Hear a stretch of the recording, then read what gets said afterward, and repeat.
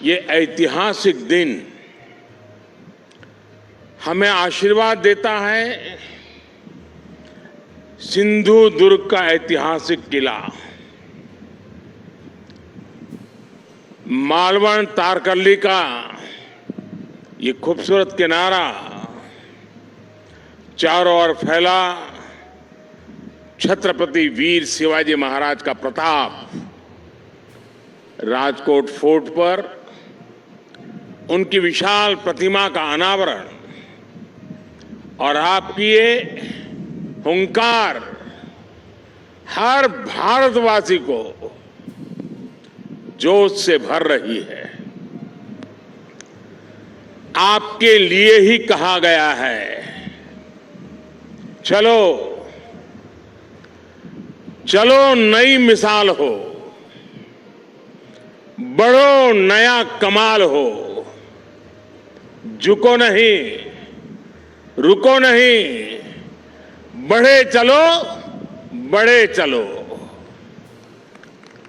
मैं नौसेना परिवार के सभी सदस्यों को नेवी डे पर विशेष रूप से बधाई देता हूं।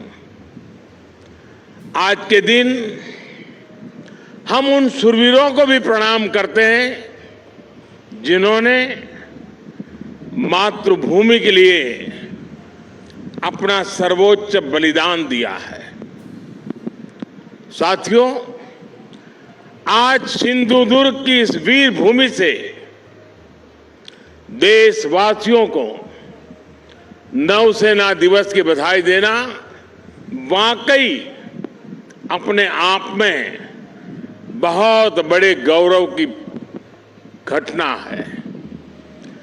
सिंधु दुर्ग के ऐतिहासिक किले को देखकर हर भारतीय गर्व से भर जाता है। छत्रपति वीर शिवाजी महाराज जानते थे कि किसी भी देश के लिए समुद्री सामर्थ्य कितना जरूरी होता है।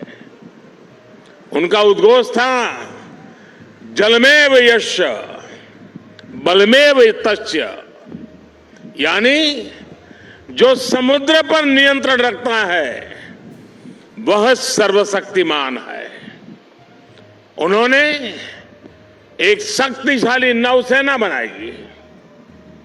कान्होजी आंग्रे हो, मायाजी नाइक भाटकर हो, हीरोजी इंदालकर हो, ऐसे अनेक योद्धा आज भी हमारे लिए बहुत बड़ी प्रेरणा है। मैं आज नौसेना दिवस पर देश के ऐसे पराक्रमी योद्धाओं को भी नमन करता हूं। साथियों, छत्रपति वीर शिवाजी महाराज से प्रेरणा लेते हुए आज भारत गुलामी की मानसिकता को पीछे छोड़कर आगे बढ़ रहा है। मुझे खुशी है कि हमारे नेवल ऑफिसर्स जो अपलेट्स पहनते हैं, अब उसमें छत्रपति वीर शिवाजी महाराज की विरासत की झलक भी देखने को मिलने वाली है। नए एपोलेट्स भी अब उनकी नौसेना के प्रतीक चिन्ह की तरह ही होंगे। ये मेरा सौभाग्य है कि नौसेना के ध्वज को मुझे पिछले वर्ष छत्रपति शिवाजी महाराज की विरासत से जोड़ने का अवसर मिला था। अब एपोलेट्स में भी छत्रपति वीर शिवाजी महाराज का प्रतिबिंब हम सबको नजर आएगा। अपनी विरासत पर गर्व की भावना के साथ मुझे एक और घोषणा करते हुए आज गौरव हो रहा है। भारतीय नौसेना अब अपने रैंक्स का नामकरण भारतीय परंपराओं के अनुरूप करने जा रही है। हम सशस्त्र बलों में अपनी नारी शक्ति की संख्या बढ़ाने पर भी जोर दे रहे हैं। मैं नौसेना को बधाई दूंगा कि आपने नेवल शिप में देश की पहली महिला कमांडिंग अफसर की तैनाती की है। साथियों, आज का भारत अपने लिए बड़े लक्ष्य तय कर रहा है और उसे पाने के लिए अपनी पूरी शक्ति लगा रहा है। भारत के पास इन लक्ष्यों को पूरा करने के लिए एक बड़ी ताकत है। ये ताकत 140 करोड़ भारतीयों के विश्वास की है। ये ताकत दुनिया के सबसे बड़े लोकतंत्र की मजबूती की है। कल आपने देश के 4 राज्यों में इसी ताकत की झलक देखी। देश ने देखा जब लोगों के संकल्प जुड़ते हैं, जब लोगों की भावनाएं जुड़ती हैं, जब लोगों की आकांक्षाएं जुड़ती है, तो कितने सकारात्मक परिणाम सामने आते हैं। अलग अलग राज्यों की प्राथमिकताएं अलग है, उनकी आवश्यकताएं अलग है, लेकिन सभी राज्यों के लोग राष्ट्र प्रथम की भावना से ओतप्रोत है। देश है तो हम हैं, देश आगे बढ़ेगा तो हम आगे बढ़ेंगे। यही भावना आज हर नागरिक के मन में है। आज देश इतिहास से प्रेरणा लेकर उज्जवल भविष्य के रोडमैप तैयार करने में जुट गया है। लोगों ने नकारात्मकता की राजनीति को हराकर हर क्षेत्र में आगे निकलने का प्रण किया है। यही प्रण हमें विकसित भारत की ओर ले जाएगा। यही प्रण देश का वो गौरव लौटाएगा जिसका ये देश हमेशा से हकदार है। साथियों, भारत का इतिहास सिर्फ 1000 साल की गुलामी का इतिहास नहीं है, सिर्फ हार और निराशा का इतिहास नहीं है। भारत का इतिहास विजय का इतिहास है। भारत का इतिहास शौर्य का इतिहास है। भारत का इतिहास ज्ञान और विज्ञान का इतिहास है। भारत का इतिहास कला और सृजन कौशल का इतिहास है। भारत का इतिहास हमारे सामुद्रिक सामर्थ्य का इतिहास है। सैकड़ों वर्ष पहले जब ऐसी टेक्नोलॉजी नहीं थी, जब ऐसे संसाधन नहीं थे, तब उस जमाने में समंदर को चीरकर हमने सिंधु दुर्ग जैसे कितने ही किले बनवाए। भारत का सामुद्रिक सामर्थ्य हजारों साल पुराना है। गुजरात के लोथल में मिला सिंधु घाटी सभ्यता का पोर्ट आज हमारी बहुत बड़ी विरासत है। एक समय में सूरत के बंदरगाह पर 80 से ज्यादा देशों के जहाज लंगर डालकर रहा करते थे।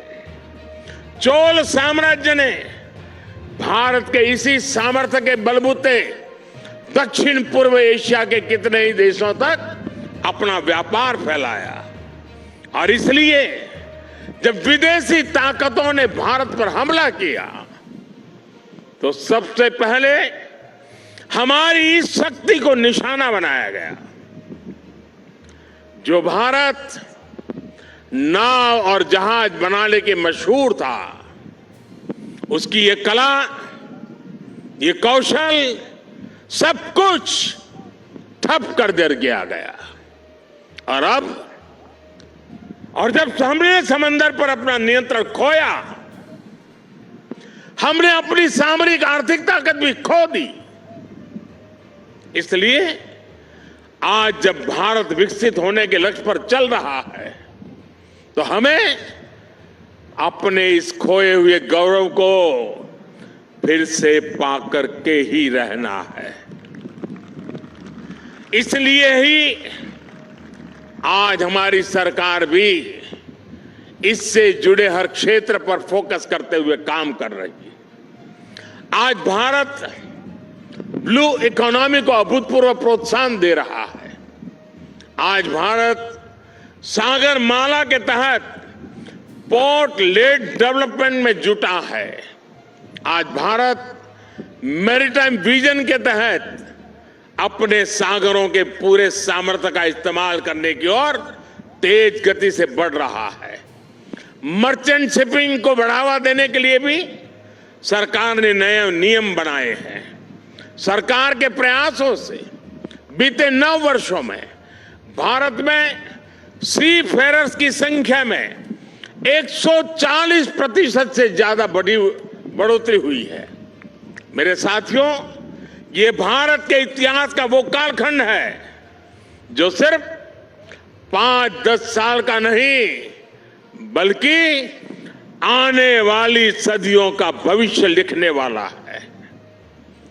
10 वर्ष से भी कम के कालखंड में भारत दुनिया में 10वें नंबर की आर्थिक ताकत से बढ़कर 5वें नंबर पर पहुंच गया है और अब बहुत तेजी से 3रे नंबर की आर्थिक महाशक्ति बनने की तरफ आज भारत अग्रसर है। आज देश विश्वास और आत्मविश्वास से भरा हुआ है। आज दुनिया को भारत में विश्व मित्र का उदय होता दिख रहा है। आज स्पेस हो या फिर समंदर, हर जगह दुनिया को भारत का सामर्थ्य दिख रहा है। आज पूरी दुनिया Bharat, middle east, Europe economic corridor की चर्चा कर रही है। जिस स्पाइस रूट को अतीत में हमने खो दिया था, वो अब फिर से भारत की समृद्धि का सशक्त आधार बनने जा रहा है। आज मेड इन इंडिया की चर्चा पूरी दुनिया में हो रही है। तेजस विमान हो या किसान ड्रोन, यूपीआई सिस्टम हो या फिर चंद्रयान 3, हर जगह, हर सेक्टर में मेड इन इंडिया की धूम है। आज हमारी सेनाओं की अधिकतर जरूरतें मेड इन इंडिया अस्त्र शस्त्र से ही पूरी की जा रही है। देश में पहली बार ट्रांसपोर्ट एयरक्राफ्ट का निर्माण शुरू हो रहा है। पिछले साल ही मैंने कोची में स्वदेशी एयरक्राफ्ट कैरियर आईएनएस विक्रांत को नौसेना में कमीशन किया था। INS Vikrant make in India, आत्मनिर्भर भारत का एक सशक्त उदाहरण है। आज भारत दुनिया के कुछ गिने चुने देशों में है जिसके पास ऐसा सामर्थ्य है। साथियों, बीते वर्षों में हमने पहले की सरकारों की एक और पुरानी सोच को बदला है। पहले की सरकारें हमारे सीमावर्ती और समुद्र किनारे बसे गांवों को, इलाकों को अंतिम गांव मानती थी। हमारे रक्षा मंत्री जी ने अभी उसका उल्लेख भी किया। इस सोच के कारण हमारे तटीय क्षेत्र भी विकास से वंचित रहे। यहां मूल सुविधाओं का अभाव रहा। आज समंदर किनारे बसे हर परिवार के जीवन को बेहतर बनाना केंद्र सरकार की प्राथमिकता है। यह हमारी सरकार है जिसने 2019 में पहली बार फिशरीज सेक्टर के लिए अलग मंत्रालय बनाया। हमने फिशरीज सेक्टर में लगभग 40,000 करोड़ का निवेश किया है। इस वजह से 2014 के बाद से भारत में मछली उत्पादन 80% से ज्यादा बढ़ा है। भारत से मछली का एक्सपोर्ट भी 110% से ज्यादा बढ़ा है। अपने मछुआरों की मदद करने के लिए सरकार हर संभव कोशिश कर रही है। हमारी सरकार ने मछुआरों के लिए बीमा कवर 2 लाख से बढ़ाकर 5 लाख किया है। देश में पहली बार मछुआरों को किसान क्रेडिट कार्ड का भी लाभ मिला है। सरकार फिशरीज सेक्टर में वैल्यू चेन डेवलपमेंट पर भी काफी जोर दे रही है। आज सागरमाला योजना से पूरे समुद्र किनारे में आधुनिक कनेक्टिविटी पर बल दिया जा रहा है।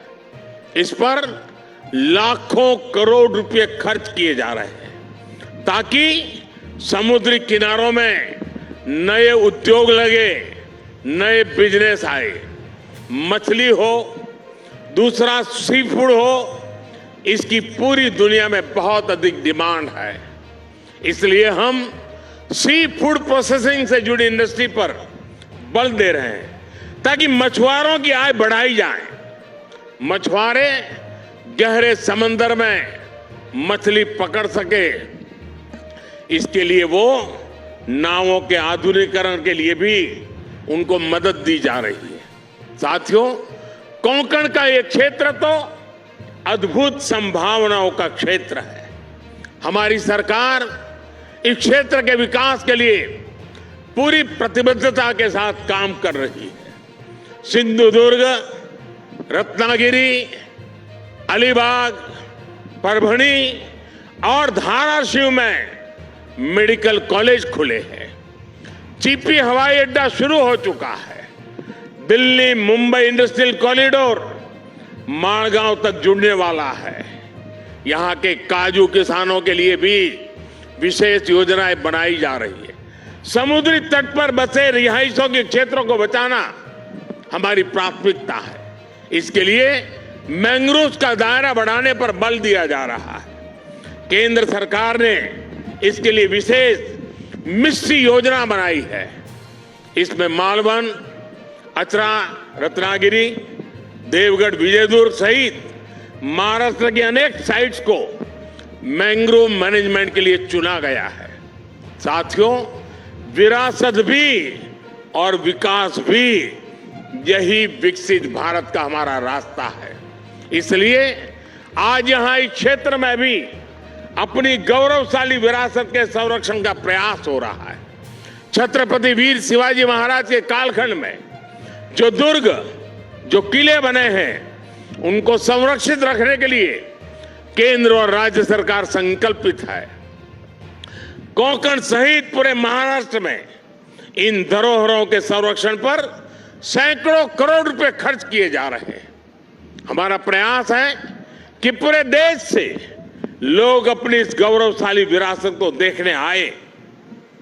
इससे इस क्षेत्र में टूरिज्म भी बढ़ेगा, रोजगार, स्वरोजगार के नए अवसर भी बनेंगे। साथियों, यहां से हमें अब विकसित भारत की यात्रा और तेज करनी है। ऐसा विकसित भारत जिसमें हमारा देश सुरक्षित, समृद्ध और शक्तिशाली हो सके। और साथियों, आमतौर पर army day, air force day, navy day ये दिल्ली में मनाए जाते रहे हैं और दिल्ली में जो आसपास के लोग हैं वो इसका हिस्सा बनते थे और ज्यादातर इसके जो चीफ होते थे उनके घर के लोन में ही ये कार्यक्रम होते थे। मैंने उस परंपरा को बदला है और मेरी कोशिश है कि चाहे आर्मी डे हो, नेवी डे हो या एयरफोर्स डे हो, देश के अलग अलग हिस्सों में हो। और उसी योजना के तहत इस बार का नेवी डे